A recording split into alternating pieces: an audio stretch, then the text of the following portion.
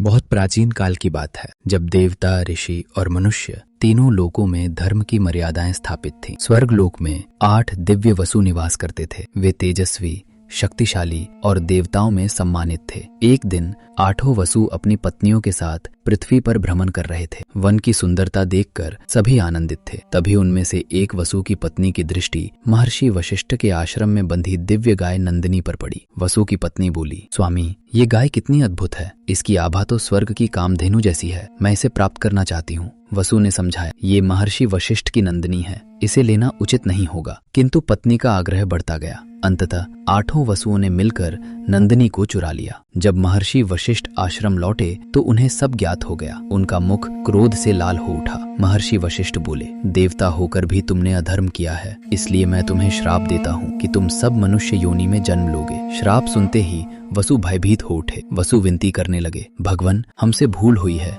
कृपा कर दंड को कुछ हल्का कर दीजिए। वशिष्ठ का क्रोध शांत हुआ। उन्होंने कहा, 7 वसु जन्म लेते ही मुक्त हो जाएंगे, परंतु जिसने इस कर्म का नेतृत्व किया है उसे पृथ्वी पर लंबा जीवन बिताना होगा। 8 वसु दुखी होकर लौटे। तभी उनकी भेंट देवी गंगा से हुई। गंगा का तेज सूर्य के समान चमक रहा था। वसु बोले, हे देवी, हमारी सहायता कीजिए। आप हमारी माता बनकर पृथ्वी पर जन्म दें और हमें शीघ्र मुक्ति दिलाएं। गंगा ने कुछ क्षण विचार किया। गंगा बोली, ऐसा ही होगा। मैं पृथ्वी पर जाऊंगी और तुम्हें अपने गर्भ से जन्म दूंगी। उधर पृथ्वी पर हस्तिनापुर में राजा शांतनु का शासन था। वे धर्मात्मा और प्रजावत्सल राजा थे और उनके राज्य में सुख, शांति और समृद्धि का वास था। एक दिन प्रातःकाल राजा शांतनु आखेट के लिए वन की ओर निकले। सूर्य की किरणें वृक्षों के बीच से छनकर भूमि पर पड़ रही थी। पक्षियों का कलरव वातावरण को मधुर बना रहा था। तभी उन्हें एक अद्भुत सुगंध का अनुभव हुआ। शांतनु ने सोचा, ऐसी सुगंध तो मैंने कभी नहीं अनुभव की। वे उस दिशा में बढ़े और गंगा नदी के तट पर पहुंच गए। वहां उन्होंने एक ऐसी सुंदरी को देखा जिसका सौंदर्य शब्दों में वर्णित नहीं किया जा सकता। उसके चारों ओर दिव्य प्रकाश था। उसके केश मंद पवन में लहरा रहे। राजा की दृष्टि उस पर स्थिर हो गई। शांतनु बोले, हे देवी, आप कौन हैं? आपके दर्शन मात्र से मेरा हृदय मोहित हो गया है। गंगा मुस्कुराई। गंगा बोली, राजन, परिचय से अधिक महत्वपूर्ण मिलन होता है। राजा उनके उत्तर से और अधिक प्रभावित हुए। शांतनु बोले, मैं आपको अर्धांगिनी बनाना चाहता हूँ, क्या आप मुझसे विवाह करेंगी? गंगा कुछ क्षण मौन रही, फिर बोली, मैं विवाह करूंगी, किंतु एक शर्त पर। शांतनु बोले, कहिए देवी। गंगा बोली, मेरे किसी भी कार्य में आप हस्तक्षेप नहीं करेंगे, न कोई प्रश्न पूछेंगे, न मुझे रोकेंगे। जिस दिन आपने ऐसा किया, मैं आपको छोड़कर चली जाऊंगी। राजा ने बिना देर किए शर्त स्वीकार कर ली। भव्य समारोह में दोनों का विवाह हुआ।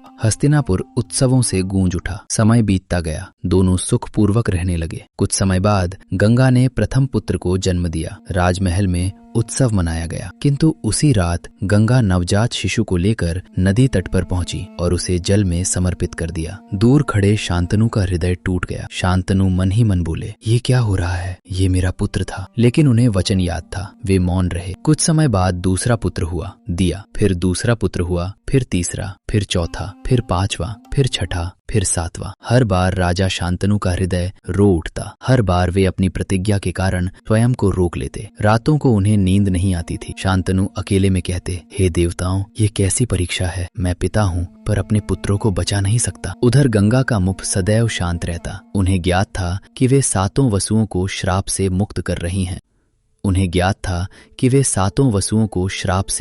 रही हैं। वर्ष बीत गए। अब 8वें पुत्र का जन्म हुआ। जब गंगा उसे लेकर नदी की ओर बढ़ी, तब शांतनु का धैर्य समाप्त हो गया।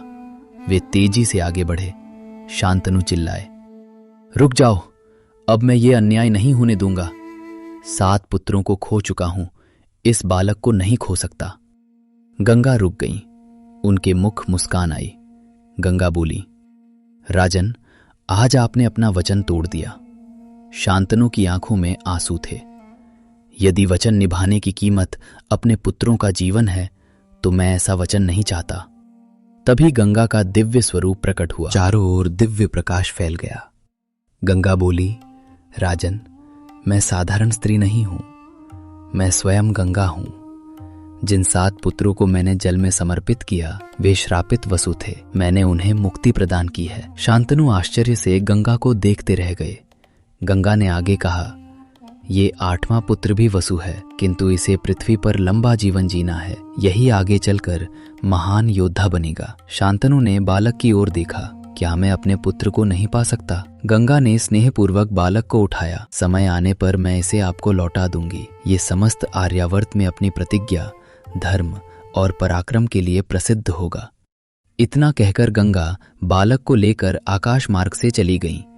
राजा शांतनु तट पर खड़े रहे। उनकी आंखों में विरह था, लेकिन हृदय में ये विश्वास भी था कि एक दिन उनका पुत्र अवश्य लौटेगा। वो बालक आगे चलकर भीष्म के नाम से प्रसिद्ध हुआ। महाभारत का वो महान पात्र जिसकी प्रतिज्ञा युगों तक स्मरण की जाती है। और यहीं से आरंभ होती है उस महागाथा की।